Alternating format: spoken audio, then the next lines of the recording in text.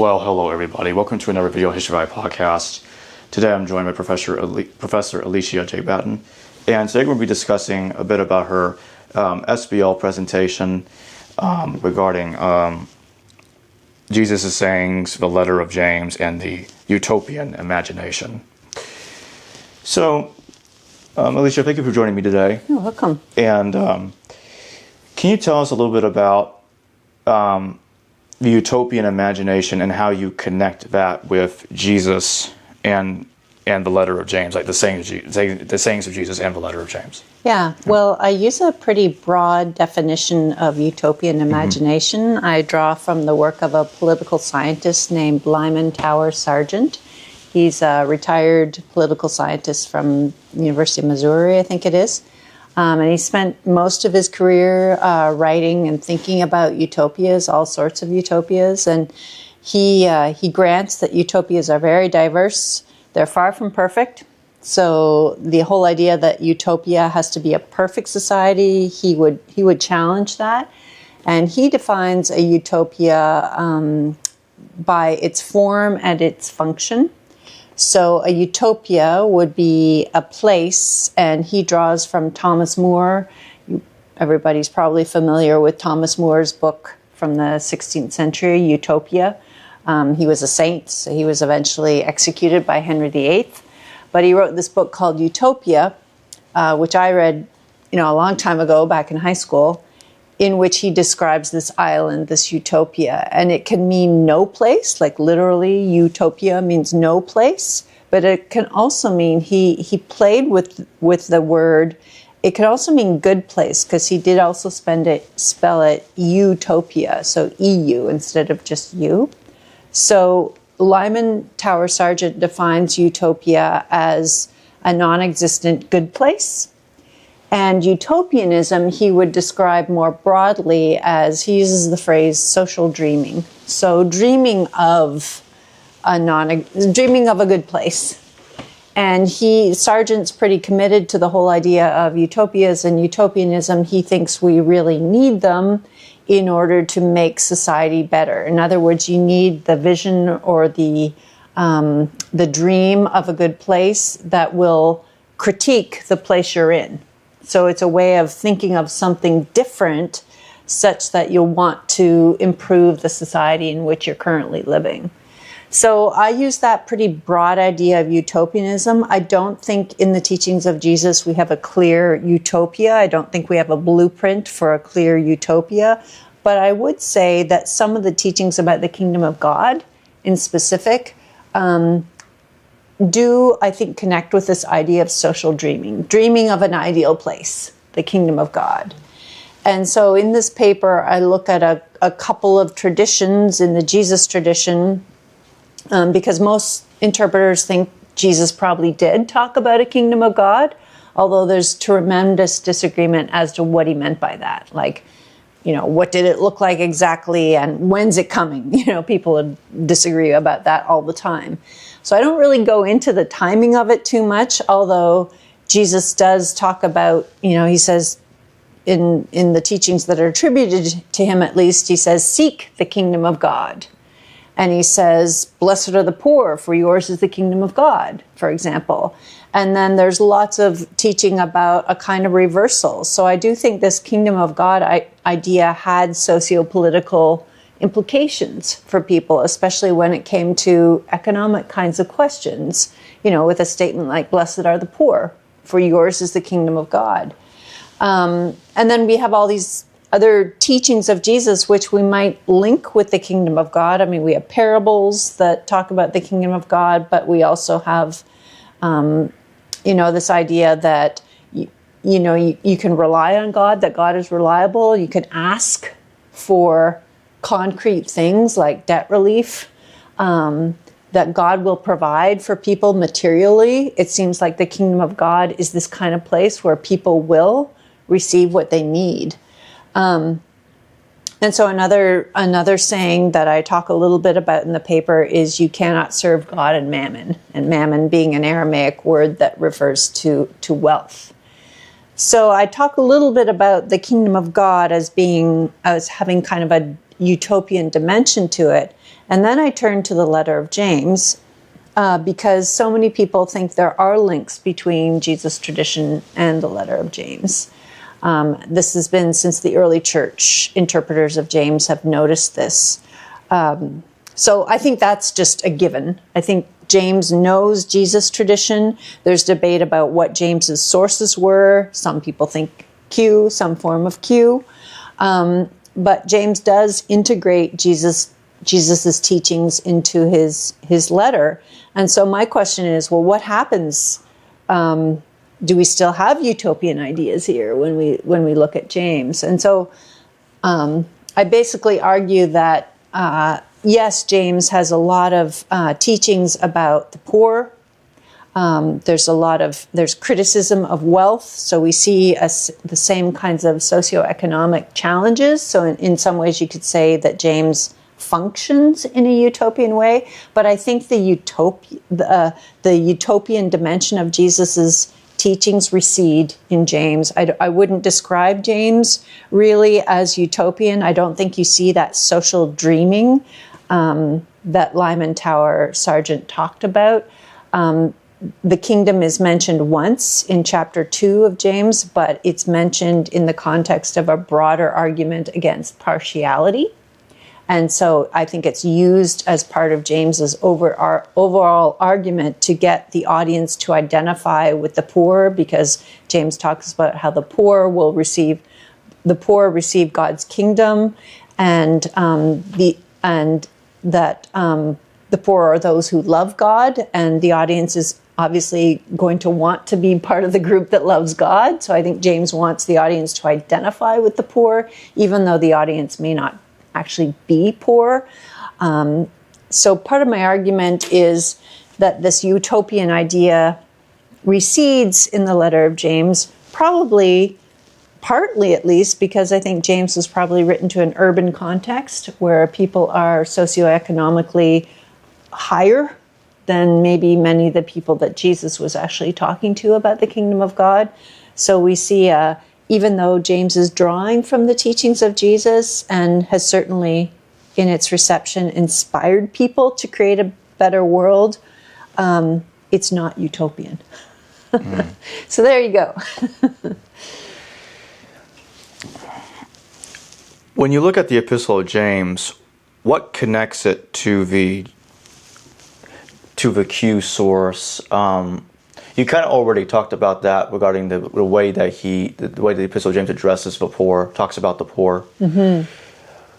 So what I'll ask instead is, does it connect more to the Matthean or the Lucan viewpoint of the Q tradition? Yeah, that's a tricky one, because we do have James as opposed to making oaths. That's only in Matthew. It's not in Luke. But some people like Christopher Tuckett think that James might know Luke, or that you can detect some of Luke's redaction in James. I think you get into real tricky arguments there. What kind of Q did James know? And that's really hard to know for sure. But I think some form of Q. I mean, others have pointed this out, but it's only in James and Q where the kingdom and the poor are connected, for example. And I don't think you see a lot of signs of Matthean redaction or Lucan redaction in James. So I'm not yet convinced that James knows Matthew or Luke, even though there are scholars who think that. But in terms of whether it's more Q Matthew or Q Luke, well, you might say Q Matthew because you have do not swear oaths and materials like that. But that's really hard to know because we don't know sort of the trajectory of Q towards Matthew and the trajectory of Q towards Luke. I mean, it's very hard to try to reconstruct those things. So I'm a little on the fence when it comes to those details. When you look at the letter of James from the utopian perspective, do you see any of that discussion about the kingdom going back to the historical Jesus in some way? Yeah, I mean that, as I mentioned, that many interpreters, including me, think that Jesus probably talked about this kingdom of God. It's pretty dominant in the Synoptic Gospels. He compares some of the parables to the kingdom, and then he refers to the kingdom in multiple places. So I think it probably was part of what he taught, and then it's picked up, ever so briefly in James 2. So James knows some tradition of Jesus's teaching. He knows something about the kingdom of God, but it's just not something that he emphasizes in his letter. It recedes into the background, as I said, and is used more as an argument against partiality in chapter 2. Do you have your own viewpoint on what the historical Jesus meant by the kingdom, or you don't feel sure about it? I'm not sure, but I do think at this point, it's something that Jesus seems to think is something that can be both now and future. And it does have to do a lot, I think, with actual material well-being of people. So I wouldn't say it's only eschatological. Yeah. So I think that's why some people found him interesting, probably, because he was talking about real, concrete material needs, and people were concerned about those things. In what other ways does Jesus use the kingdom? Well, we have parables, for example, so elusive metaphors. I was just having a conversation the other day with a friend about some of the parables, though, are more, maybe more descriptive than prescriptive. They're sort of, so not all the parables are compared to the kingdom of God. But, we get some of these little parables about the mustard seed and so forth. So some of them do suggest the kingdom of God is a very different kind of place. They're not all about economics, but they do use unusual kinds of images to describe this kingdom. So it's a strange place, and that's probably one of the reasons why they were remembered. Does the Epistle of James portray Jesus as talking about the kingdom in the same way Q does, or is it different? I think it's different. I think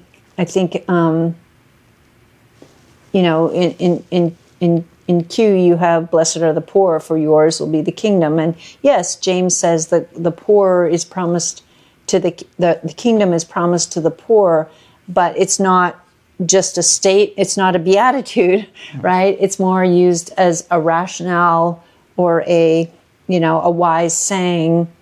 And, as interpreters have said, it's probably a paraphrase of that beatitude that's used then in this larger argument of chapter 2 of James, which I think is primarily an argument against partiality.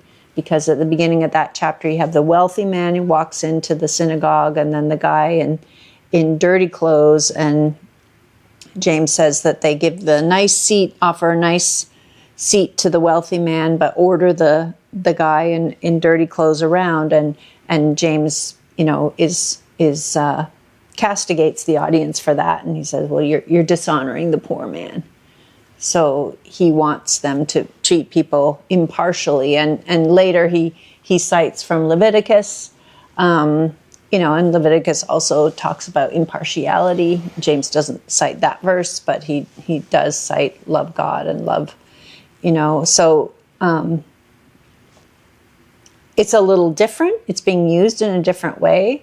And the focus is not so much on the kingdom, it's more in James, on this argument against impartiality.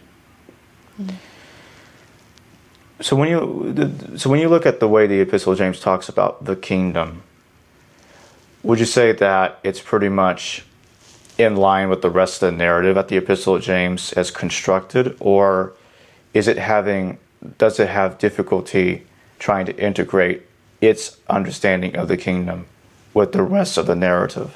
That's an interesting question. I don't know that it has difficulty. It just doesn't talk about it elsewhere. It talks about the royal law, so it uses, that word basileus, but it doesn't. I don't know that it has any difficulty with it. It just doesn't talk about it elsewhere. So it doesn't seem awkward. But of course, we don't know the backstory, right? Like we don't know the context precisely that James is writing to, so we don't know exactly who his audience is. We don't know what they know.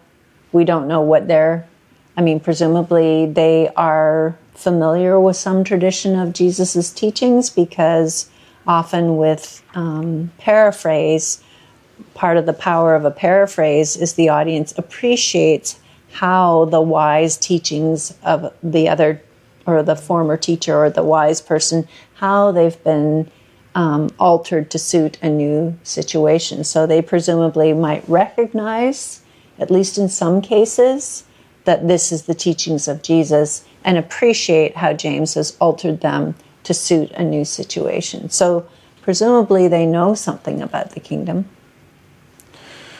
Is the Epistle of James trying to reimagine James by trying to integrate its perspective, its understanding of the Q tradition, and make James utter those things that were attributed to Jesus?